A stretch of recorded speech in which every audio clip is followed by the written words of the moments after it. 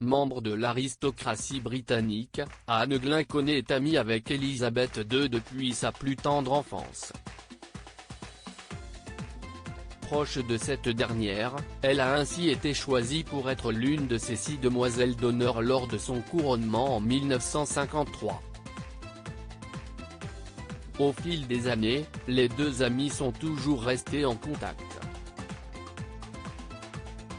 Ainsi, CST dans les colonnes de point de vue qu'Anne Glenconner s'est confiée sur le petit bonheur qu'Elisabeth II ne peut s'accorder uniquement sur l'île Moustique, un véritable havre de paix à plus de 6,000 km de Londres. En 1977, Elisabeth II et le duc d'Édimbourg y ont fait escale lors d'un voyage à bord du Britannia. La princesse Margaret était absolument enchantée. Je me souviens de la joie de la reine, car pour la première fois elle pouvait nager sans craindre d'intrusion quelconque. C'était très émouvant pour moi de voir ces deux sœurs aller se baigner ensemble, presque comme deux petites filles. Je savais ce que ce moment volé aux obligations et aux protocoles représentait pour elle, a-t-elle expliqué. Évoquant l'île Moustique, Anne Glenconner a confié, « Quand Colin a racheté Moustique, je l'ai d'abord pris pour un fou. C'était un cauchemar d'arriver dans cet endroit encore très sauvage, qui n'a pas été baptisé Moustique par hasard.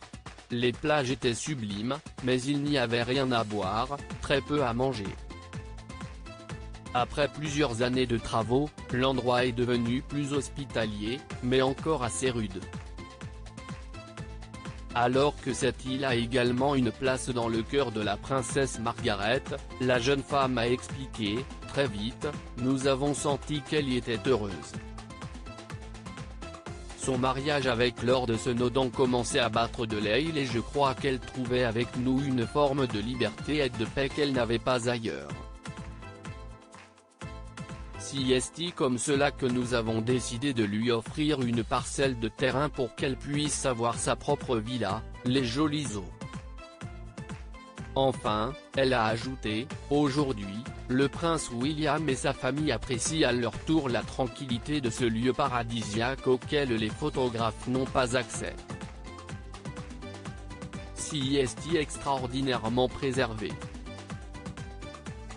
Une vie sous les flashs des photographes en décembre 2009, là d'être traquée en permanence, Elisabeth II avait demandé aux médias britanniques d'arrêter de publier des images représentant les membres de sa famille lors de moments privés.